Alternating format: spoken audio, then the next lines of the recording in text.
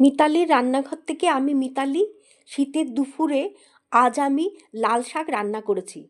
তার জন্য আমি প্রথমে মাঝারি গামলায় 1 চিমটে পটাশিয়াম পারম্যাঙ্গানেটের সাথে জল মিশিয়ে লাল শাককে 15 থেকে আধ ঘন্টা ভিজিয়ে রেখেছি, কারণ লাল শাক থেকে জীবাণুমুক্ত হওয়ার জন্য। তারপর আমি আধা ঘন্টা পর শাকগুলোকে জল থেকে তুলে ভালো করে ধুয়ে নিয়েছি। তারপর জল চিপে শাকগুলোকে ভালো করে বেছে কুচি কুচি করে কেটে নিয়েছি। তারপর ননস্টিক কড়াইতে তেল 1 চামচ তেল দিয়ে গরম করে তার মধ্যে আমি বাদাম ভেজে রেখে আলাদা করে সরিয়ে দিয়েছি।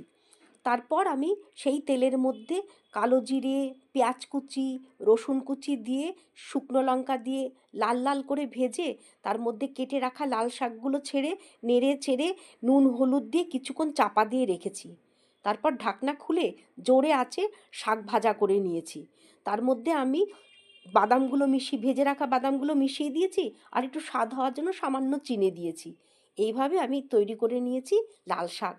আর লাল শাকে প্রচুর পরিমাণে আয়রন আর ভিটামিন থাকে, যা রক্তাল্পতা দূর করতে সাহায্য করে। এছাড়াও এতে থাকা অ্যান্টিঅক্সিডেন্ট ত্বক আর চোখ ভালো রাখে। তাই জন্য বলছি, আপনারাও খাদ্য তালিকায় লাল শাক রাখুন। আর আমার ভিডিওটা ভালো লাগলে প্লিজ লাইক, শেয়ার এবং সাবস্ক্রাইব করতে ভুলবেন না। ধন্যবাদ।